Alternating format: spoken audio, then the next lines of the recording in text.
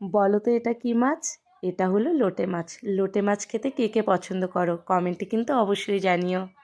তো হ্যালো বন্ধুরা, কেমন আছো তোমরা সবাই? আশা করছি সবাই খুব ভালো আছো আর আমিও খুব ভালো আছি। চলো আজকেও একটি নতুন ভিডিও তোমাদের সাথে শেয়ার করি, দেখতে থাকো, আশা করছি তোমাদের ভালো লাগবে। আজ আমি বানাবো লোটে মাছের ঝাল।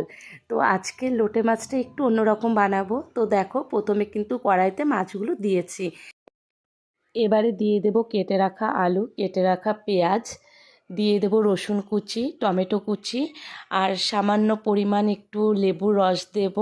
আর যেই মশলাটা পেস্ট করে রেখেছিলাম সেই মশলাটা দিয়ে দেব। এরপর দিয়ে দিলাম নুন আর হলুদ। তারপর তেল দিয়ে ভালোভাবে মাছগুলোকে মাখিয়ে নেব। এবার মাছগুলোকে ভালোভাবে মেখে নিলাম, মেখে নিয়ে তারপর ঢাকনি দিয়ে ঢেকে দিলাম।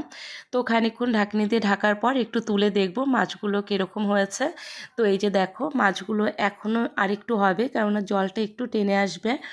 তো মাছগুলো হওয়ার পর আমি একটু ধনেপাতা ছড়িয়ে দেব। ধনেপাতা দিলে গন্ধটা আরও একটু ভালো লাগে খেতে। তো তোমরা লোটে মাছ কে কীরকমভাবে খাও আমাকে কিন্তু কমেন্টে অবশ্যই জানিও। তো এই ছিল আমার লোটে মাছের ঝাল।